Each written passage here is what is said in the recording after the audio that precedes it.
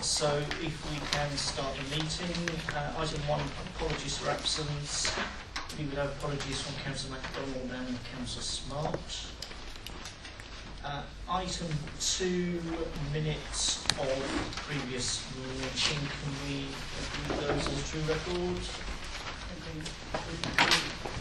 Okay, can I just on item 62.4, I know there was some discussion about this at the ONS call-in on whether the numbers in this particular minute were correct. Can I just confirm that officers have actually checked what was said at the meeting and this is a true record of what was proposed? Well, that's my understanding. Okay. I concur. Thank you. So if we agree those minutes then. Agreed. Thank you. And item 3, to confirm or vary the ordered business, but not proposing that we vary the ordered business. Item 4, declarations of interest. Councillor Rutkin. Yeah, item 6, I declare an interest, but not prejudicial as a member of Suffolk County Council. Okay, thank you. Any further declarations? No. Okay, if you then move on to item 5, equipped play strategy. Councillor Rutkin. Thank you. Hopefully people will remember that we had a draft strategy and then we had a consultation period, and this is what has come out of the consultation about play strategy. It was good because actually we got some very interesting quality responses. I think cutting to the chase on page 43 where the action plan is, I think applying to external organisations for funding, we've had a very good example of I always want to say Cherry Tree Lane, which I think is out of Mary Poppins, but it isn't that, is it? Cherry Lane Rec in the North East, where some really good work has been done between the community and I think Viridor on getting some equipment there. I think that whilst there is a desire to be as inclusive as possible, there has in recent years been a concern around the mixing of children and dogs, basically, so that actually having some barriers, and barriers doesn't sound a terribly good word in this context, but having some way of delineating play areas from areas where dogs are is something that we've looked at, and with Eddie and the team we're looking at sort of low level, non-intrusive fencing, I suppose, or barriers that you could call that. So where appropriate, we might do that, whilst not in any way wanting to exclude anybody, but recognising that there are different groups who use our facilities and that there does need to be some protection between that. And finally, I think the conclusion about the laps, the very smallest play areas, you'll all have seen those things that are basically a chicken on a spring.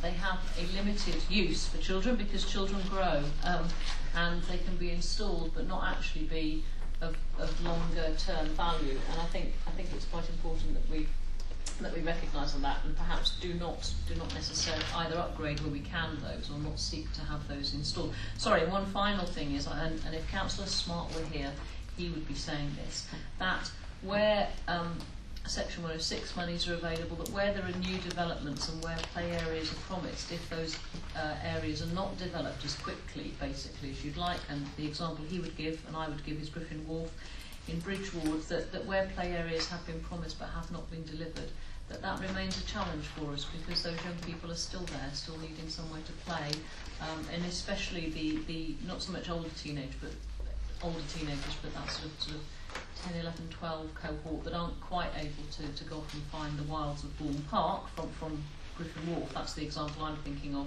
But actually, play areas closer to home and provision closer to home is something that we would still want to do. And I think through the planning process, Chair, that's something that we would want to encourage. So happy to take any questions, but there we are. My experience of laps is they tend to be a horse on a spring rather than a chicken. But I don't think it's horse, my chicken. Yeah. Have officers got anything to add at this stage? Are there any questions or comments? Councillor Chinchy. Chair. Yes, very good report, I thought. A comment first and then a couple of questions. If we're going to have maps of Ipswich, can we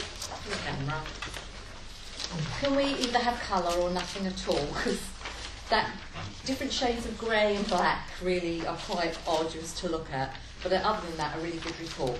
Questions? At 5.7 of the appendix, there's a comment there that says... Which page number? Sorry, on the bottom. At 5.7 of sorry, the the page number on the bottom. Scissors page? Yeah, it's got 2 page numbers though, so The one in the middle. The one in the middle. You want the one in the middle. Yeah. Page 40. So Carol's there. Page 40, well done, Carol. Okay, 5.7, yeah. 5.7, other than anecdotal impressions of site usage, there is currently little hard data available to the council. So if that's the case, can we make decisions about location and quality of play equipment without a clear understanding of usage? That's the first question. And then there's another one. What's the difference between British and EU standards? E.g., you know, are they going to say our seesaws are too high or too low or something like that? So if they're the same, no worries, but if they're not, what the difference is. Thank you very much. I'll take the first question. There is a difference between quantitative and qualitative information, and what we have here is qualitative, i.e. it's not quantitative because we haven't really, other than counting people in and out. What we have is anecdotal, but that doesn't mean to say that it's any less valuable because it is actually qualitative information, and what people have told us is the narrative of what they do. So it isn't data in numbers, but it is information that's just as valuable because it is actually telling us about people's real experiences. And I don't think that the methodology that's been used here is compromised in any way by not having had that hard data. So I think we can. Thank you. Thank you. Can I come back on that And before can the second? officers just answer the other question about EU and versus British standards? Yeah. The European standard, the EN, European norm, actually supersedes the British standard, and they made some minor changes to the likes of fall heights and shock absorbing qualities. But in essence, they are very much similar. What they're not asking you to do to apply the European standards retrospectively. So if the British standard applies, it's okay. It's still okay. Okay. You wouldn't fail the standard. Okay, good, because I don't want us getting caught out. I'd just like to come back on the Councillor answer. Thank you. That's all well and good anecdotal, but if we take the Chesterton Close one, which is on page 10, when I was canvassing around there, I had a lot of complaints that particular bit of equipment that's shown in the photograph is not used. With the net, it's page 10. Page 35. Page 35 or page 10, yeah. Okay, well... But, no, sorry. I haven't finished. When we went there and asked some of the young people, they said they did use it. So you see you've got 2 different observations. The residents were concerned that things were going on behind those boulders that shouldn't be going on. Yes. So there's 2 different sides of the story, and I came away not knowing which was accurate. Councillor Gordon. I think that actually makes the argument for the qualitative data, because in fact, if telling you who was there wouldn't tell you much if you didn't see what they were doing. And I take the point that it could be that the kids are using it because they think it's a useful shelter to sit behind, rather than, if you like, climbing up that spider's web in the middle. And that's where you need people to actually tell you a narrative of what they're doing and what they're using it for. And in fact, the information from the residents who say it's not being used is just as valuable, because it actually kind of maybe reinforces the argument that it's happening behind. And one of the things that we did discover was that the teenage shelter, and I imagine that that's possibly what that is being used for rather than as a climbing frame, is information to us. So it's actually data about how many kids were seen in the vicinity of it wouldn't necessarily tell you a great deal about how it was being used, but them actually telling you what they do behind the stones is perhaps more interesting. There was actually a person in the vicinity, I'm not sure she was actually about to climb up. Never seen anyone climb up. Okay. Anyone else? Councillor Jones. Just briefly, Chair, welcome this very much, and I think we understand from it the importance of play areas and to communities. And I hear what Councillor Rudkin's saying about Section 106. It is when developers come to build their developments, this is the last thing they put in. They leave the space, eventually they might put some grass or surfacing down, And then we have planning enforcement and often ward councillors having to pursue them in order to complete the work done, because essentially they've got up the most important thing for them. That's the houses. They've sold them or rented them, and you know, this is as important to how a community with families in it lives, and we see that on this. The other point I know I've made before, really, I suppose this is anecdotal, but it's about my own ward in particular, which is has hardly any green space. I mean, it has some little play areas, but very little open space. And I think then it is about making sure that residents are aware of where the nearest large open spaces are. So it's about people in Surda Road understanding that they can get, their children can get to Creshish Park or to Alderman Rec, for example, where, you know, there is plenty of space and play equipment and so on, but also us, I think, working on for the future, how we ensure there is safe and clear and legible access from where people are living to the nearest play areas and parks. And, you know, I think that's allowed for in the action plan and in our ambitions as laid down in the documents. So I'm very happy with this, Chair.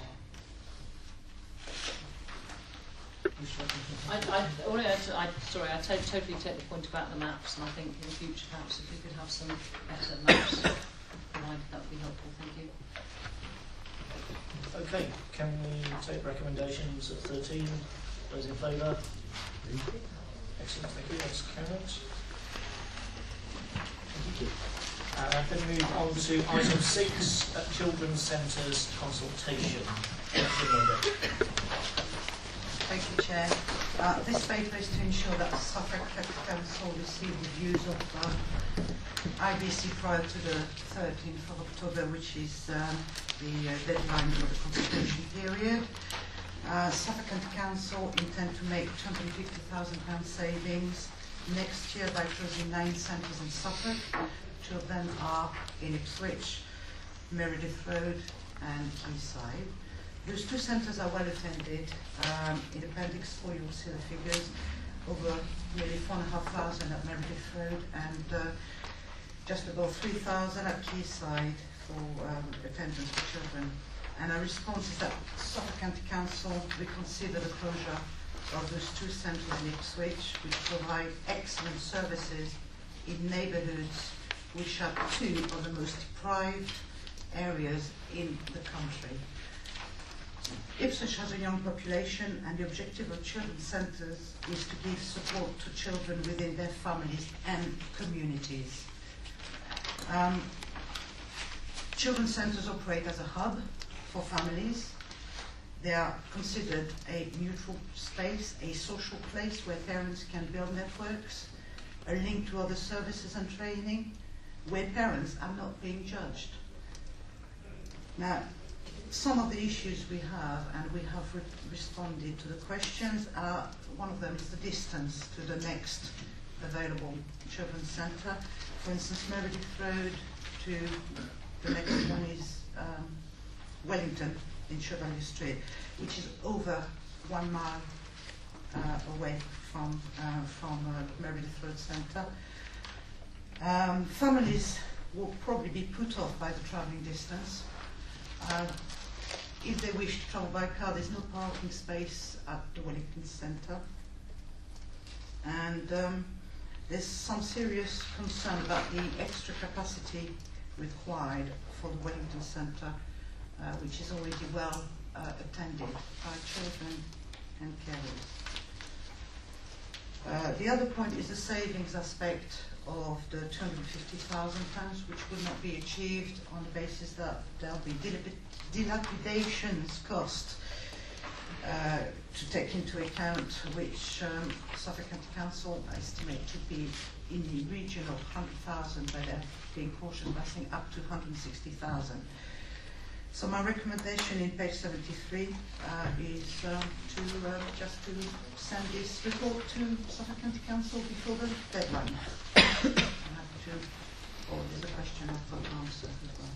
Thank you, Councillor Riddle. Do you wish to add anything at this point, Mr. Benton? No. Thank you. And we have a question from Councillor Stewart. If you'd like to step up to the table and ask your question. Thank you. Hold that one.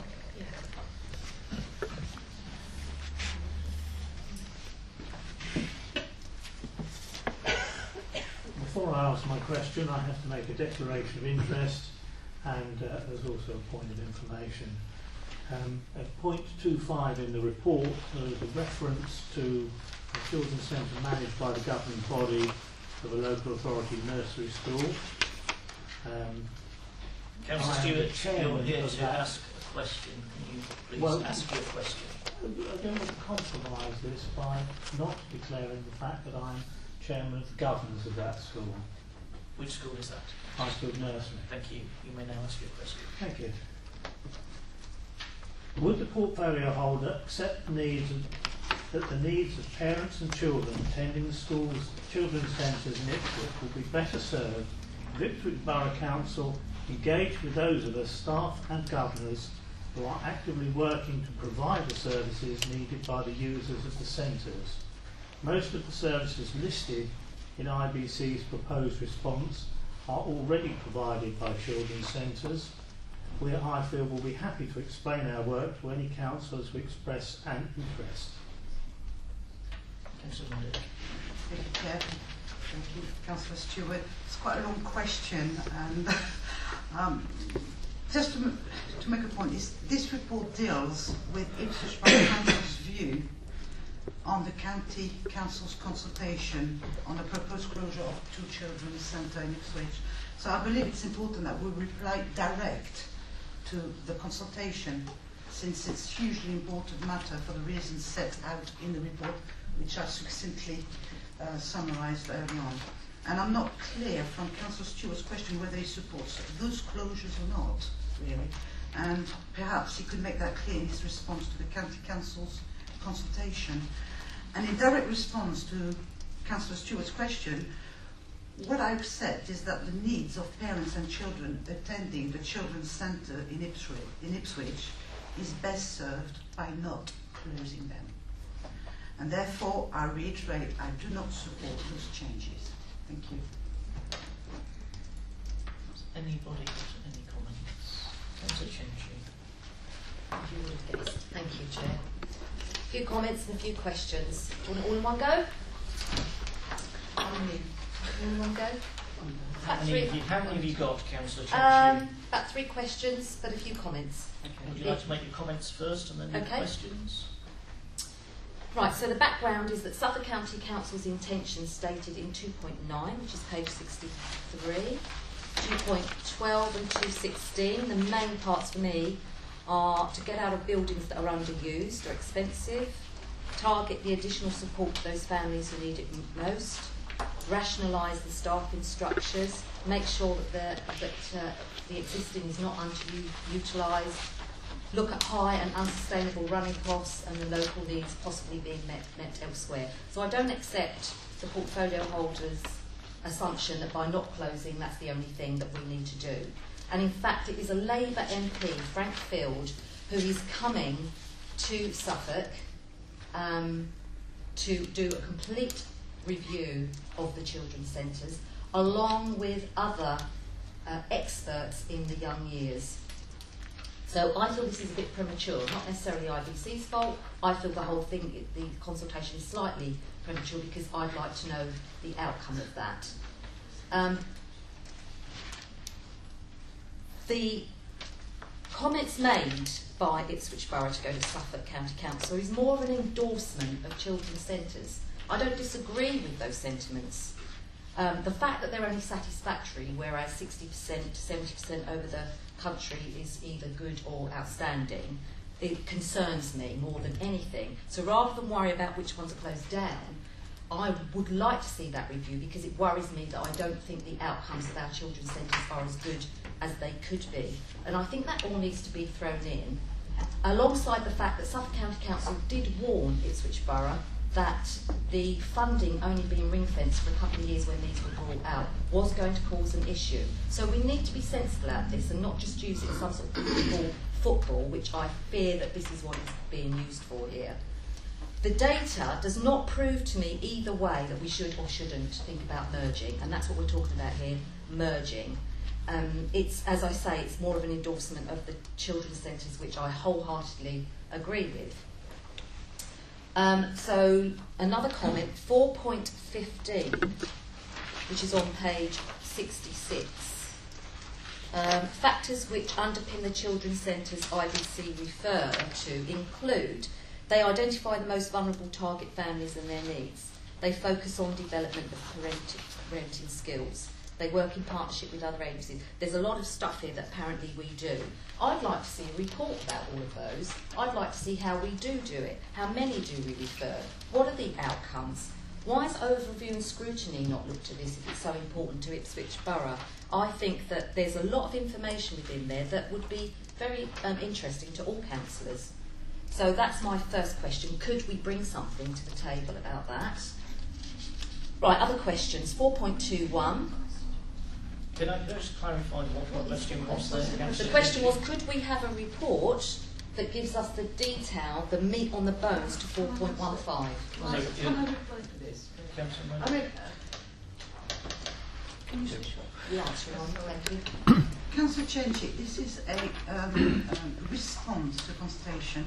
You're extrapolating everything, sort of, obviously, I mean, if you feel that there's a need for scrutiny to look at this, I mean, that's a good point. That could be a very valid point, and Councillor Liz Harson is the chair of scrutiny, and I'm sure that you, by communicating with Councillor Harson, you'll be able to do this. But, I mean, if we focus on this paper, I mean, is there anything you don't like about our response to the Suffolk County Council? Yeah, and that's the points I'm making. So, shall I carry on? just on the point. Yeah. Obviously, it's not for executive to direct scrutiny, what they look to scrutinise. Scrutiny can decide what that is. But in terms of the response to Suffolk County Council's consultation, which is live, which has a deadline, I don't think that's particularly relevant to the case in point here tonight. Okay, it's just part of the whole point. Thank you.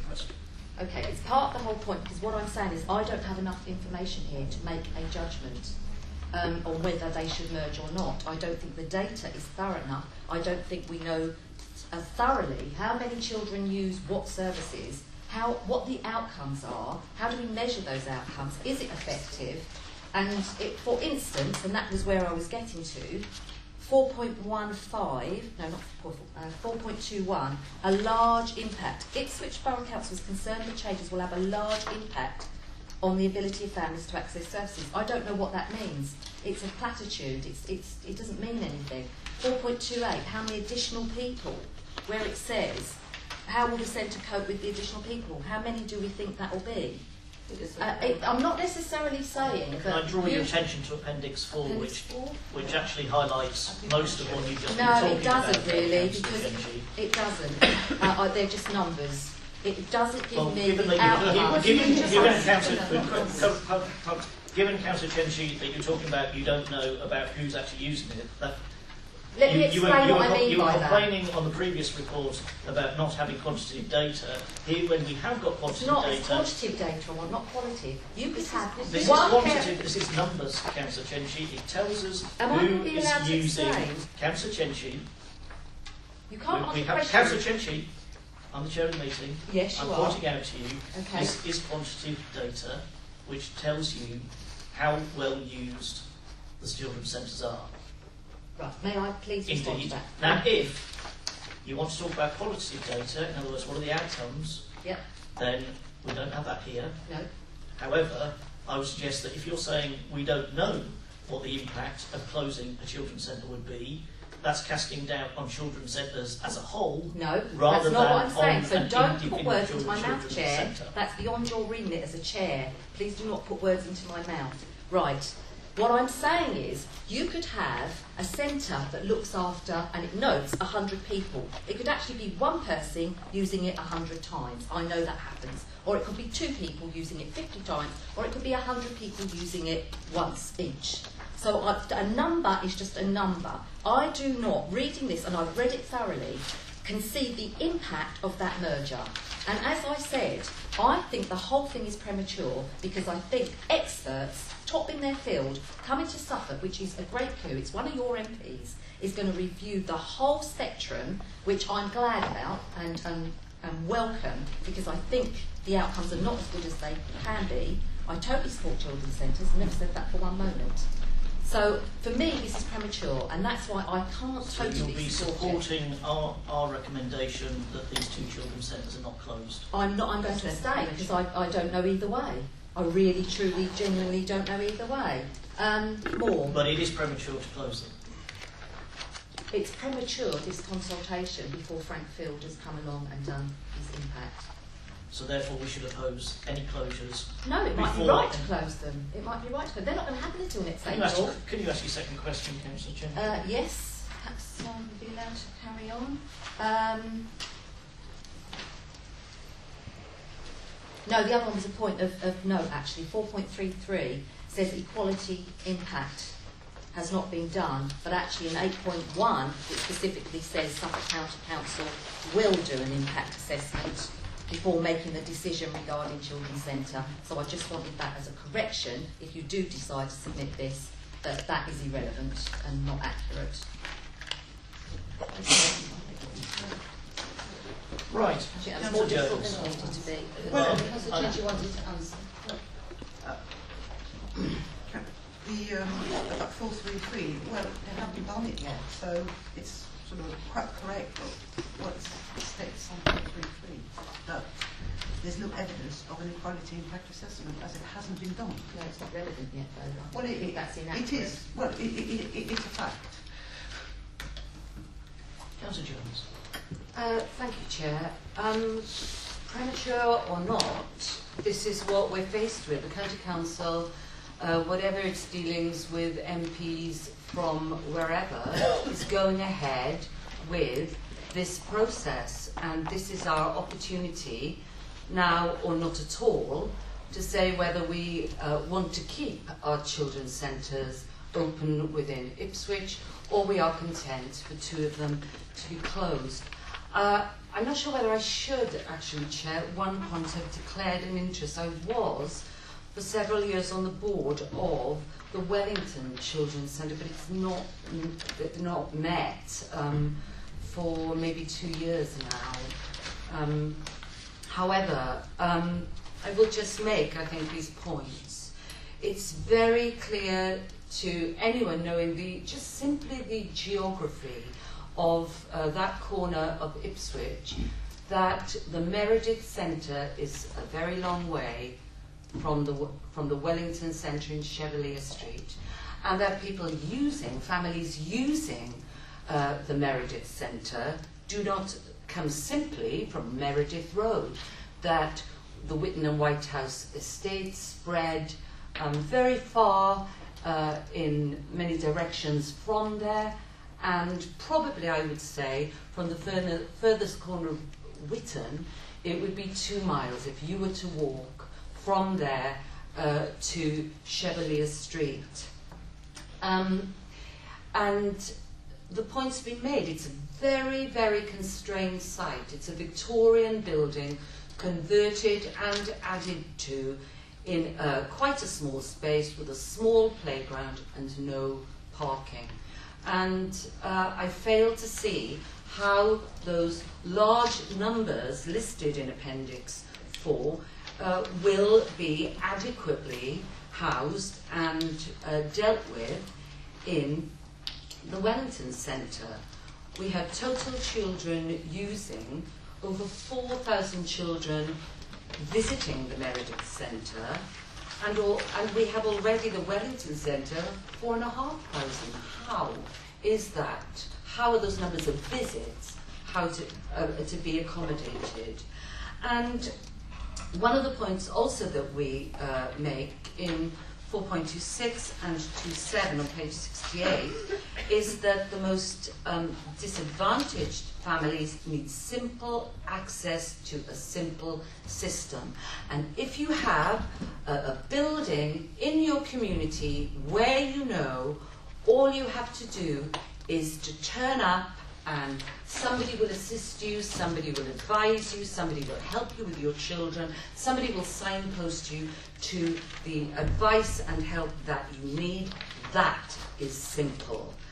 And the next point that says the lack of a visible presence, i.e. not having a simple building staffed by sympathetic and non-judgmental experts in your neighbourhood means you will have to rely on a scattering of services housed anywhere and changing in location, and where parents will only find out if they're organised enough and the service itself is organised enough to hand out leaflets or put it online that they may not have access to about where they're meant to go. So I don't think there is any good alternative to a building in the neighbourhood. It's a really important thing. And I think it misses the point somewhere. The county says that, you know, services will be provided to people in their own homes. And this so misses the point. People want often not to stay in their homes, which may not be very nice or very comfortable. It's isolating. If you are just a parent with your child in a house, what you want is to be able to go to a space where there are other parents, where your children can play with other children, and where there are the experts there to help you if you need it. And the last point I will make, Chair, we make the point, 4.41 and elsewhere, about the crucial importance of early years, of preschool, in the development of children. The County Council is amazingly enthusiastic in another part of the woods about raising the bar, which starts at 7. And yet here they are proposing to close children's centres in spaces of real need and where there's absolutely no doubt, and there is absolute evidence that the need is there for that preschool developmental input. And I actually think it's a disgrace they're shutting. Councillor Watkin. Thank you. Councillor Jones has made several points I'd like to make with a degree of passion and eloquence that I think it's hard to follow. I think it is important to say that services that are delivered in your own home, what if your own home isn't suitable? What if you need to escape or be out of the presence of an abusive partner or family member? And in which case, actually having a separate location for the delivery of services is vital.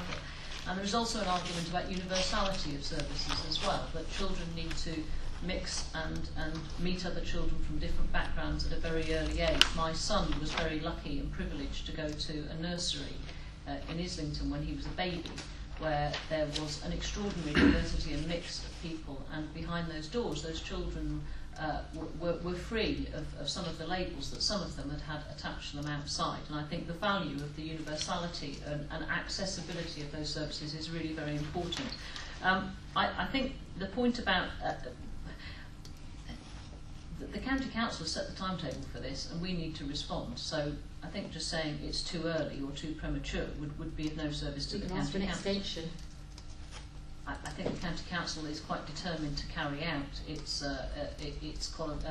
consultation and its review according to the timetable it's set. So I don't think I don't know that that would really get us anywhere. So we need to comment on it rather than actually sitting on some kind of fence that we've constructed for ourselves that means we don't have to comment on something before an election. I think I commented long and hard. Thank you, and thank you. I think the point that is made at 2.10, that not all of the children's centres buildings are well used, is blown out of the water in Ipswich, where I understand that at Quayside notices are going up saying that sessions are full and parents are being turned away. I spoke to somebody who in fact been the last parent allowed into a session recently, and a notice had gone up outside saying that they were actually full. I don't think we have evidence that buildings are not being well used or that the services aren't being valued. We were at the South West Area Committee the other week in Dickens Road, and there were some fabulous notices up advertising a wide variety of services. And then later the same week I spoke to a woman living in Hanford Road who said to me how many different services she used, and in fact sort of triangulated the information from those posters in the Dickens Road Church. I think it's absolutely crucial that we comment on this at this point, and that we stand up for people and for parents and grandparents and for people in Ipswich. And also the other thing that's missing from this consultation, and I don't know that we make it here, but it is a point worth making, is that it's not just parents and carers, current parents and carers, who have a stake in this. I was speaking to somebody yesterday who said he was just an old bloke from Lowestoft, but that he cared as much about what happened because he cared about other generations, and the actual wording of some of this consultation doesn't really facilitate a wider community engagement that says, I have views about how about care for older people, yet I don't yet need it myself, and my elderly relatives don't live in this county, so they wouldn't be using it, but I have a view about it, and I think that actually narrowing it down to the needs of individual carers and parents does a disservice to the rest of the community who'd wish to have a say. Councillor Cook. Yeah, thank you. I wanted to pick up on some of what Councillor Chenchi said and refer particularly to Appendix 5, which sets out the Ofsted results of the children's centres in Ipswich. I think Councillor Chenchi is saying that she's concerned that the outcomes are not as good as they could be at the children's centres. Well, surely, this table at Appendix 5 makes it clear that those outcomes, those satisfactory reports, have been known about since 2012. So I'm rather perplexed as to why she hasn't raised these concerns earlier. How do you know what happened? Well, I haven't seen them on any council agenda, Councillor. I mean, you could have launched a scrutiny investigation, you could have put a motion to council, you could have done many, many things, but I don't see any evidence that any of that happened over the last 2 years. One council meeting we've had since March, Councillor, if I This can remind is you. Chair. Sorry, I thought it was my turn to speak, but obviously not. Since 2012, these reports have been known about, satisfactory reports. If there was a genuine concern about that, something could have been done about it, surely.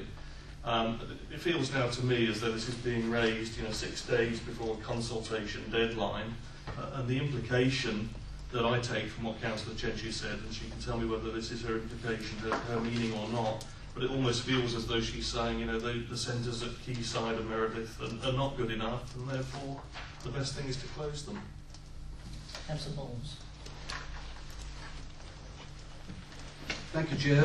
Very briefly, we have a centre in Gainsborough Ward, in Clapgate Lane, and it is very well used, it is very popular, and I hope in due course that it will show quite clearly that it's been very effective. Reference has already been made by colleagues about the importance of the early years of children's development. And I've always thought that one of the better things that the previous government did was to introduce a policy when it introduced the short start establishments, because that was a genuine long-term policy which would only be able to be judged in the longer term. And governments of all sorts are usually criticised, understandably, for just being interested in the short term. This, I believe, is absolutely vital that we continue those sort of establishments. And when we talk, and Councillor Rudkin has mentioned about, other people, other than the people who send children to these things, have an interest. Everybody has an interest, certainly in the longer term. We're trying to do the best we can for people in the main underprivileged parts of the borough. And I think it's absolutely crucial. I would be devastated if this was going to happen in Gainsborough. It's not. I wouldn't use the word devastated, but I will do whatever I can to support the campaign to try to keep these places open. And however we wish to wrap this up and look at figures and say this, that and the other, paragraph 2.13 shows what all of this is being driven by when it says an overall saving of 2.9 million has been set for children's centres. That's before we know, it would seem, to the satisfaction of everybody what the total outcomes will be, and we may not know that for another decade or so, in truth. But it's all being driven because of that, and it doesn't even use the word target, so I hope that it is just a target rather than a categorical statement that this is how much is going to be saved and therefore this is what's going to happen. I support the recommendation fully. Councillor Chenchi. Thank you. Right, well this seems to be let's attack Councillor Chenchi's session rather than actually concentrating on what we need to be talking about here. I haven't appreciated that, I want that on the record. For the 25 million a year that this costs, there has to be savings everywhere. The point I'm trying to make, and I don't accept what Councillor Cook has said about if I was that bothered about it, the point I'm making is if you were that bothered about this and about children's centres, you would know that this review is needed and this should have been picked up by you beforehand. I haven't ever said this was top of my agenda. I have a lovely children's centre in Stoke Park and I think that works really well, and that's how I measure everything. I don't go to all the others. And I'm not sure other people in Ipswich really understand what goes on there or how effective they are. You've ignored Councillor Stewart's question because he's saying that perhaps some of those provisions can already be provided, and no one here has spoken to those that are actually there. And I'm not sitting on a fence that I've made for myself. I'm perfectly within my rights to abstain because I don't feel I have enough information to say should or should not merge. And that's the end of that, so I will be abstaining. Councillor Cook. Yeah, thanks, Chairman. I'm just wondering, perhaps Councillor Chenchi, rather than abstaining, could come up with something a little more constructive and actually propose an addition or an amendment or something to this response. I'm not quite sure I'm where. happy to do that. Well, what is it then, Councillor? I mean, we're sitting here. It's just hot air. It's to say it is to say that we can give our own consultation back as separate parties. We could do a Labour response. Why I had to come to Executive, for me, it's just being used as a political football, and that's very, very transparent to me. And I think what we need to go back to them and say is we would like to see the outcome of Frank Field's review before we formally help them to decide what to do with those children's centres. So I think that it should be, the consultation should be prolonged until after that review, which I think is going to be November. We will have something in November. That gives plenty of time before April in which for them to implement what they need to implement. I'm not sure that's a particularly sensible way forward, given that certainly nobody that I'm aware of at Ipswich Borough Council has been made aware of what this so-called review terms of reference of it are, or what it's supposed to achieve. What we do have ahead of us,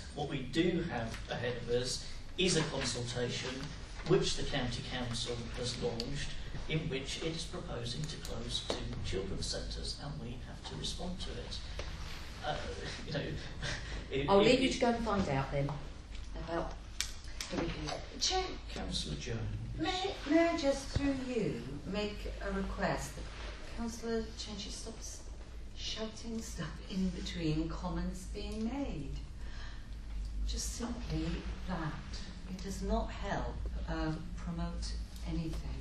I think it's very clear from section 5, the dates of the consultation, it's very clear that we would be, I'm not sure if we're a statutory consultee, but we're certainly an important consultee because the Borough Council represents the people of the town, and therefore it is absolutely right and proper that we assess the information before us and come to conclusions as iterated in section 4 of this report.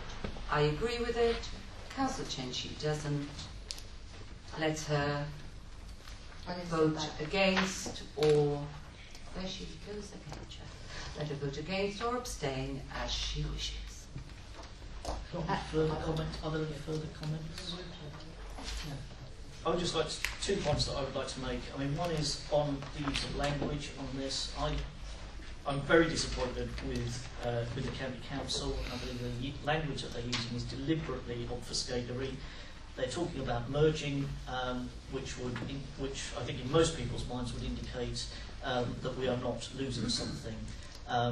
If Rosehill Library was proposed to be merged with Central Library in the town centre, so you could get all your books out of Central Library, most people would regard that as a closure of Rosehill Library. That is the case with children's centres as well, whereas there were 2 children's centres, Meredith and Wellington. There will be 1 children's centre, Wellington, whereas there were 2 with Quayside and Chatterbox. There will be 1, which is Chatterbox. So there will be 2 fewer children's centres, therefore 2 children's centres will be closing.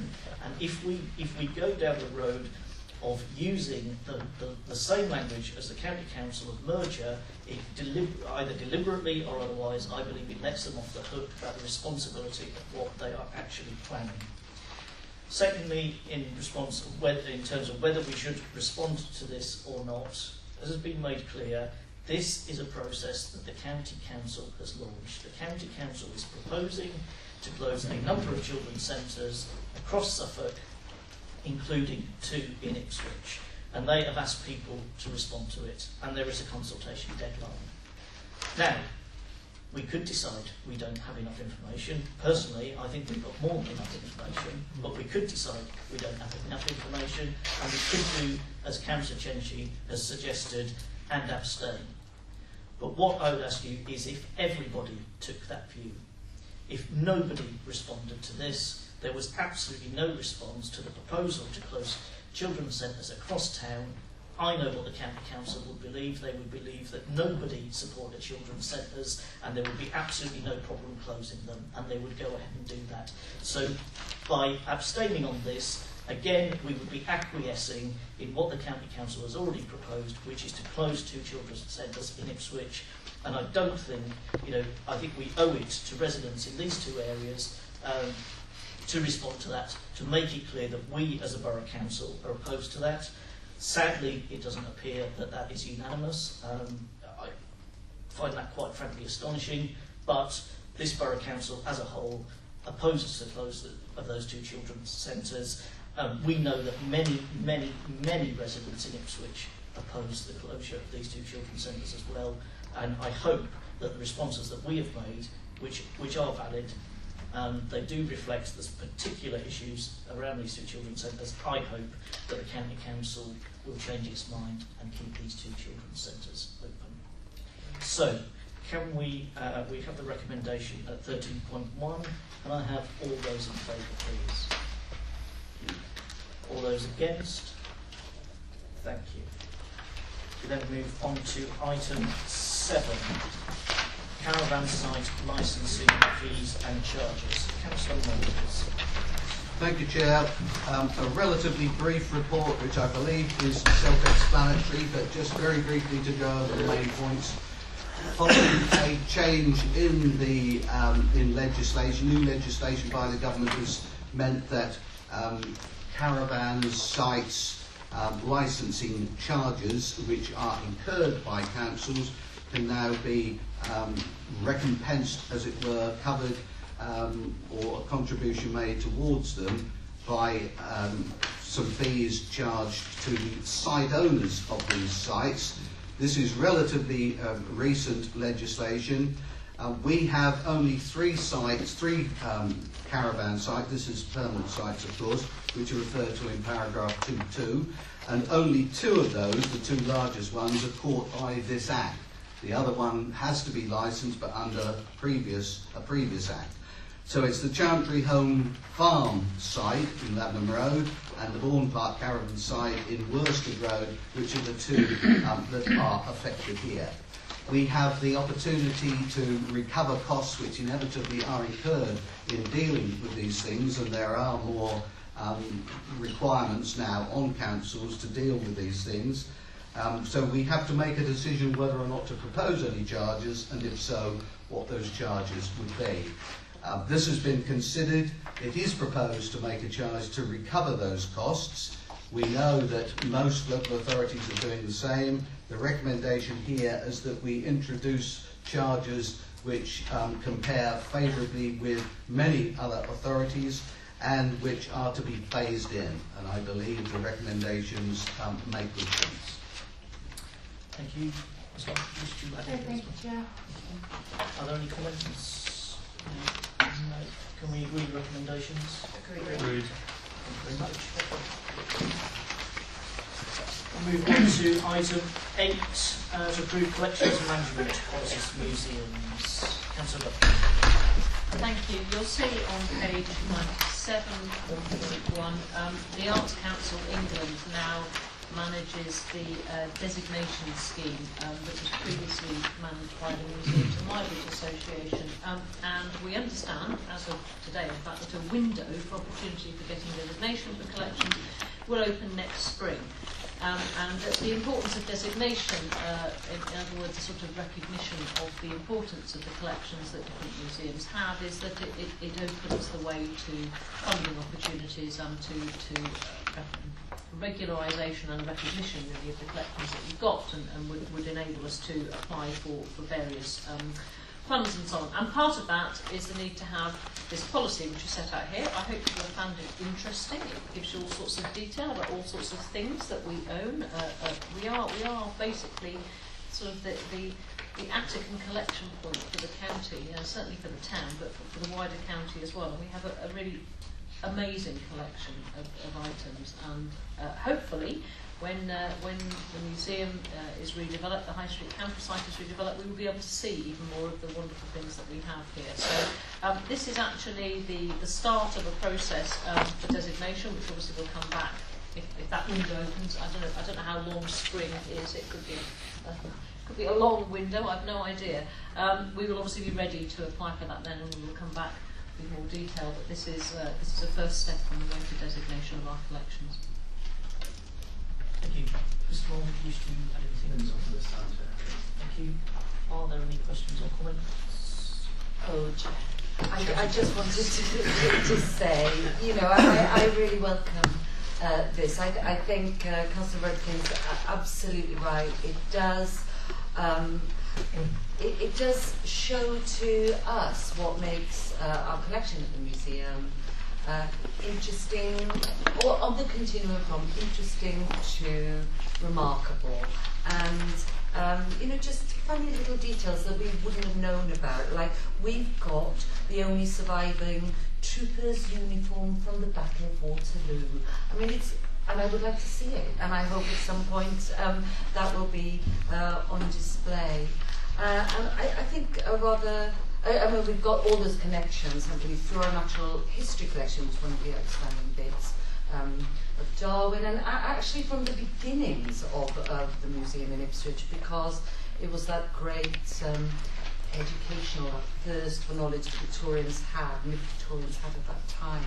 That means we've got all these bones and butterflies and everything else, and of course our arts collection with not only Gainsborough and Constable but others. So I'm very happy to support this. Yeah. Thank you. Any further comments? Thank you for indulging me. That's fine. I'm going to indulge myself now. Just point out that if we have the only surviving troopers' uniform from the Battle of Waterloo, it is the 200th anniversary next year, and we need to be doing something quite special about it. That's what you're going to say. Are there any other comments? Can we agree with the recommendation? Yeah, we will. Thank you. We move to item 9, customer access strategy, CRM system replacement, and Councillor could you take us to Councillor Adler's absence? Yes, thank you, Chair. I'll be brief.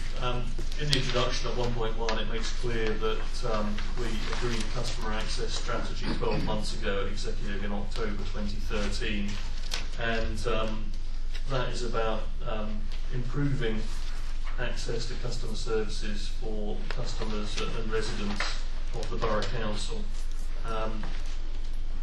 What we've undertaken from there is to sort of look at what the requirements are in terms of IT systems to support that strategy.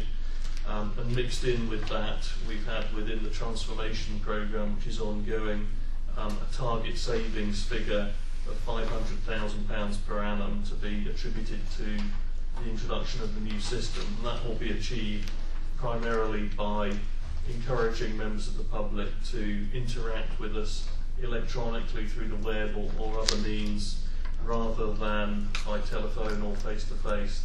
The options of telephone and face-to-face will of course still very much be there, but what we aim to do is to provide an option whereby the online opportunity is sort of simple enough, quick enough, that more people will be encouraged to take that up and to therefore make the council more efficient. In terms of looking at the systems, we had a project team that was set up within the council between customer services and ICT, and also brought in some external expertise from outside the council to give us some best practice advice.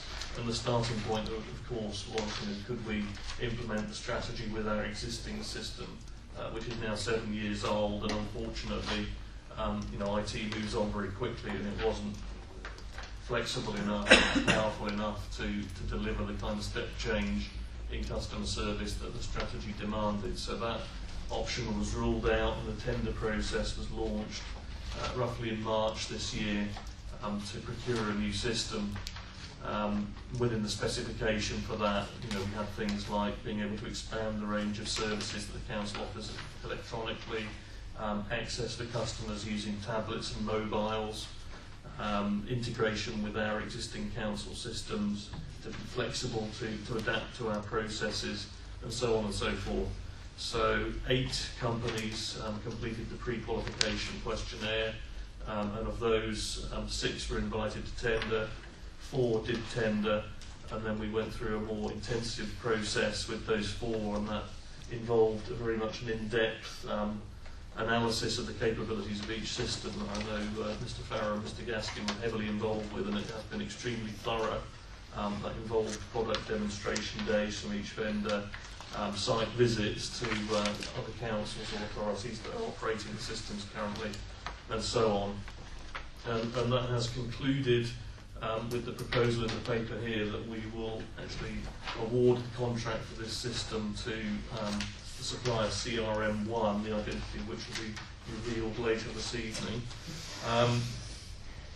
As far as other recommendations are concerned, on the financial side, there's a need for an additional 10.39k of capital, because it's slightly more expensive and budgeted, but it does represent the best value solution overall over its lifetime, and also that there's a need to apportion some additional revenue costs to it as well, which we're confident will be repaid through that 500k savings.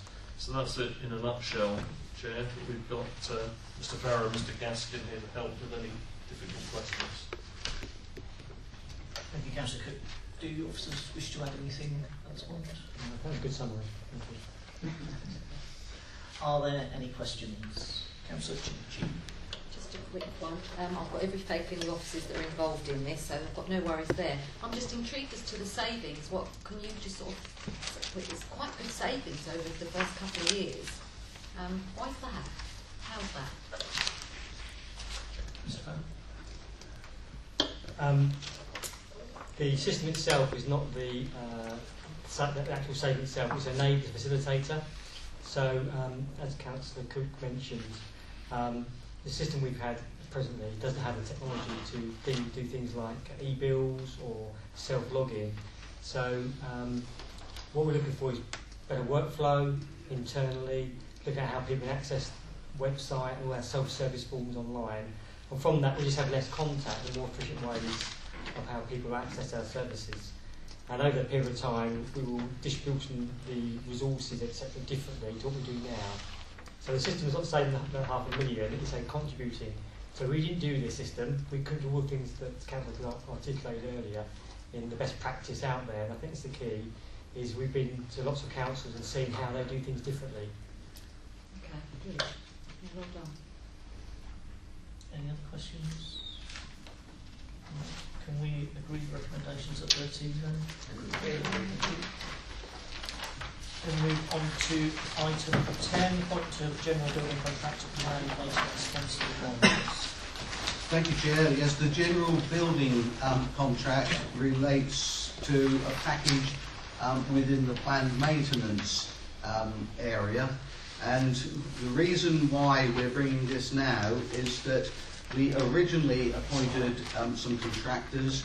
We had to urgently replace those contractors because they weren't coming along up to the job, as it's so to speak, in the sense that the performance wasn't what we expected. We appointed some contractors on a short-term basis, and that was for a period of 6 months. We are now up to the time when we need to go out to contract again. We've gone out to contract again. Details are in the confidential session, and we shall deal with the figures there. Thank you, Councillor Barnes. Do you wish to add anything, Mr. Watson?